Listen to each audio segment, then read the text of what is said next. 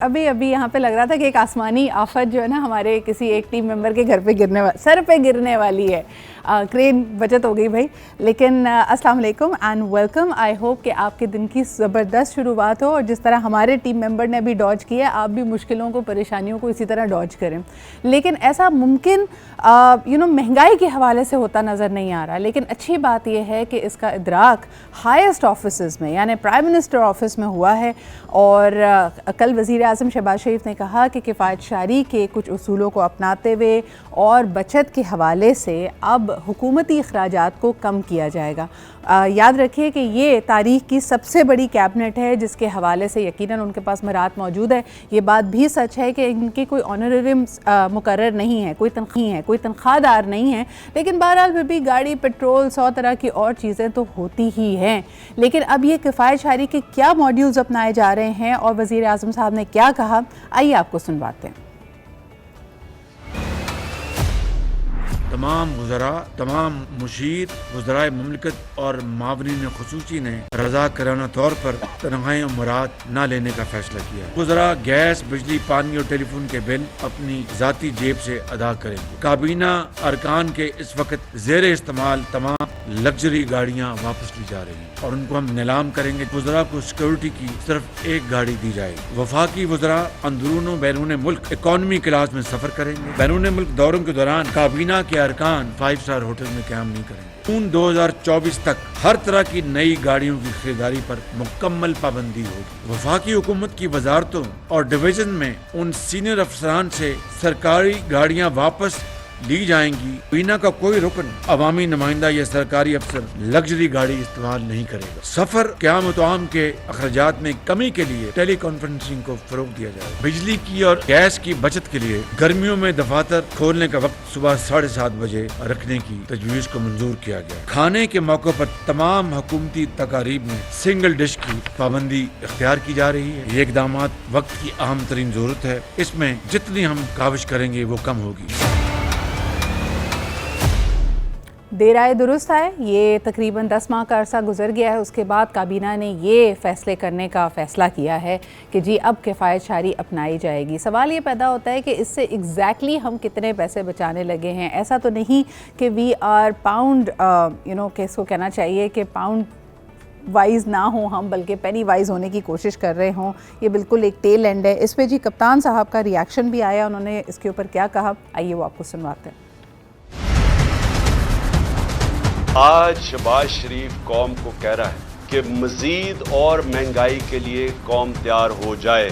आपने वादा किया कि एकदम मुल्क ठीक हो जाएगा, एकदम खुशहाली आ जाएगी। 10 महीने में जो इस पाकिस्तान के साथ हुआ है, दुश्मन भी पाकिस्तान से ये ना करे। इनके बिजनेस इंटरेस्ट है, इनके बेनामी प्रॉपर्टीज है, सरदारी की बेनामी प्रॉपर्टीज है। 30 साल से मुल्क से पैसा चोरी करके बाहर लेके जा रहे हैं। शायद आपके अंदर कोई तकलीफ होती है अवाम की कि वो आधा भी पैसा पाकिस्तान में ले आए। मैं आपको यकीन दिलाता हूँ इतनी महंगाई ना करनी पड़े। लोगों से कुर्बानियां ले रहे हैं, लोगों को बार बार पहले ही ये महंगाई करके मजीद और कुर्बानी लेना चाहते हैं।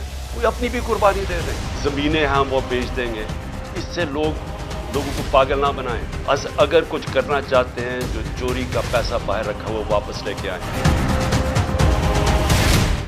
अच्छा, मज़ीद इसमें इनोवेशन चेक कीजिए कि पिछले दिनों एक वज़ीर साहब ने यह भी ऐलान किया था कि सिर्फ पाकिस्तान के 2 गोल्फ कोर्स को अगर बेच दिया जाए या लीज़ कर दिया जाए या पता नहीं गिरवी रखने की बात कर रहे थे तो पता नहीं कितने पैसे जनरेट हो जाएंगे। अब हम इस पे आ गए कि जैसे वो दिखाते थे ना मूवीज़ में कि इंसान बहुत गरीब हो जाए, उस पर मुश्किल वक्त आया तो वो घर की चीज़ें, कोई फ्रिज, टीवी, घड़ी को गिरवी रख के अपना घर चलाने की कोशिश कर रहा है। Unfortunately that does not qualify as a plan. यानी पूरी दुनिया इस वक्त सस्टेनेबल डेवलपमेंट गोल्स की बात कर रही है, अपने टेक ऑफ की बात कर रही है। आपके इर्द गिर्द सेंट्रल एशिया की तरफ आप नज़र डालें तो कुछ ममालिक ने सिर्फ 10 साल में, 15 साल में अपने आप को टर्न अराउंड कर लिया है। हम पहले पिछले 15 साल डेमोक्रेसी को स्टेबलाइज करने की जद्दोजहद में लगे रहे, लेकिन आज भी किसी किस्म की जमहूरी इक़्तिदार ना हमें अपने पार्लियामान में नज़र आती है, ना काबीना में नज़र आती हैं। और मुल्क का जो हाल है वो आपके सामने है कि सुप्रीम कोर्ट को सो मोटो नोटिस लेना पड़ा है कि 90 दिन में जो आपने इलेक्शंस कराने थे जी उसका क्या हुआ।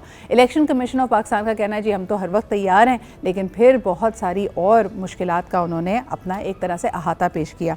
कल हमने ये भी देखा कि शाह महमूद कुरैशी साहब, इसके अलावा असद उमर साहब, आज़म सवाती साहब, इन सब ने अपनी गिरफ्तारियां दे दी हैं एज़ प्रोटेस्ट। क्या इसका कोई नतीजा निकलेगा। इस वक्त हमारे साथ फयाजुल हसन चौहान साहब मौजूद हैं, आइए उनसे जानते हैं कि वो कितने पुरुमीद हैं कि चीज़ें बेहतरी की तरफ जाएंगी। अस्सलाम वालेकुम फयाज साहब, कल गिरफ्तारियां अमल में आ गई हैं, दूसरी तरफ महंगाई की तैयारी हो चुकी है, लेकिन वज़ीर आज़म शहबाज शरीफ साहब ने ऑस्टेरिटी मेजर्स का भी ऐलान किया है, किफ़ायत शारी की तरफ बढ़ी है अब काबीना, क्या रद्द अमल है आपका?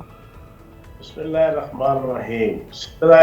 बंदा हर एक मान आया तो बंद अब तो उसके सामने रख दी, तो जो मेहमान था उसने उसमें से एक रोटी उसको वापस करके कहा कि तुमने मुझे इतना पेटू समझ रखा है, जाओ ये एक रोटी वापस ले जाओ। तो जनाब बात ये है, शहबाज शरीफ और इसकी इम्पोर्टेड हुकूमत ने 11,500 के अपने जनाब करप्शन के केसेस आने के बाद 11% से 40% महंगाई लादने के बाद पाकिस्तान डॉलर रुपए कीमत को डीप वैल्यू इतना किया कि 1000 गुना ज्यादा कर्जा बढ़ गया, जितना कर्जा जनाब हमारे ऊपर मुसल्लत था सिर्फ रुपए की वजह से।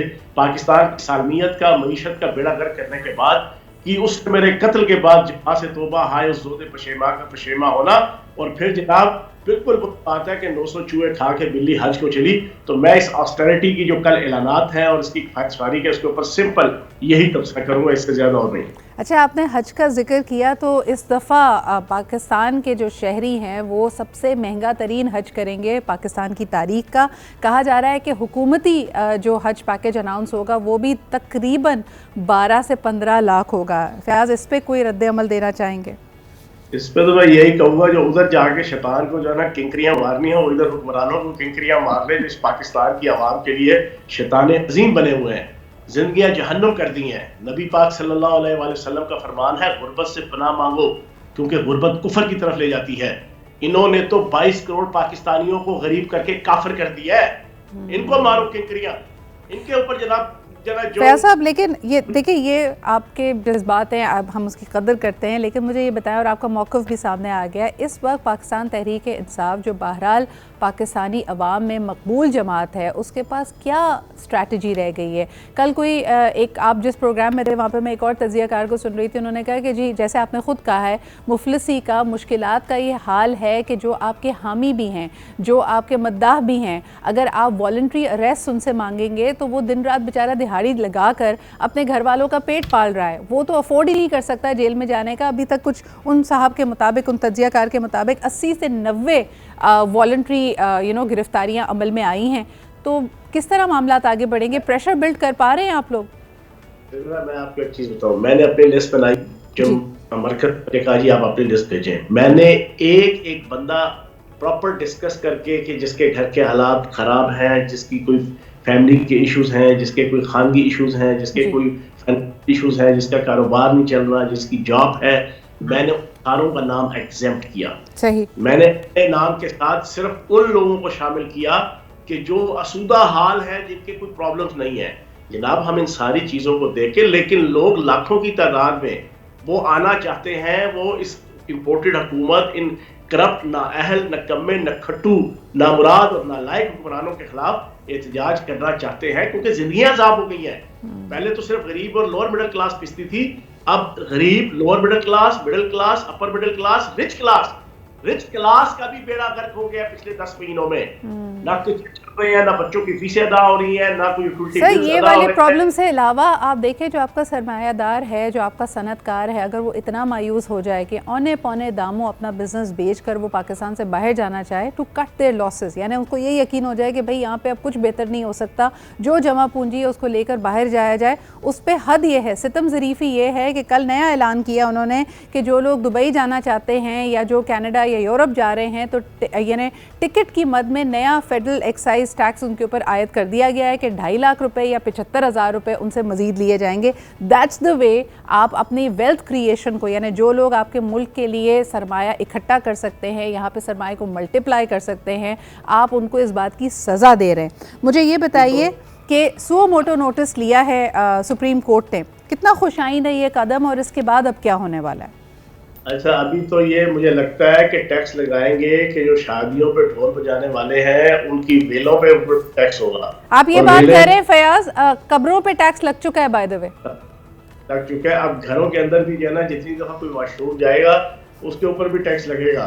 यहाँ सांस लेने पे भी टैक्स लगा दिया गया है। लेकिन बहरहाल आपने जो बात अभी सवाल पूछा कि सो मोटो एक्शन लिया गया, देर आए दुरुस्त आए, ठीक है, मैं तो इसके ऊपर एक तबसरा करूंगा। लेकिन जी मेरा जाती ये पॉइंट ऑफ व्यू है, जाती, ये कोई पेसिमिस्ट कहना मेरी सोच नहीं है, लेकिन जो हालात मैं देख रहा हूँ मुझे लगता है कि यहाँ पे भी जो है वो हुकूमत कोई ऐसे कुछ ना कुछ ऐसा माहौल बनाएगी जी, कोशिश करेगी कि इसको एक ही दिन कौमी और सूबाई असम्बलियों का इलेक्शन रखने की कोशिश करे।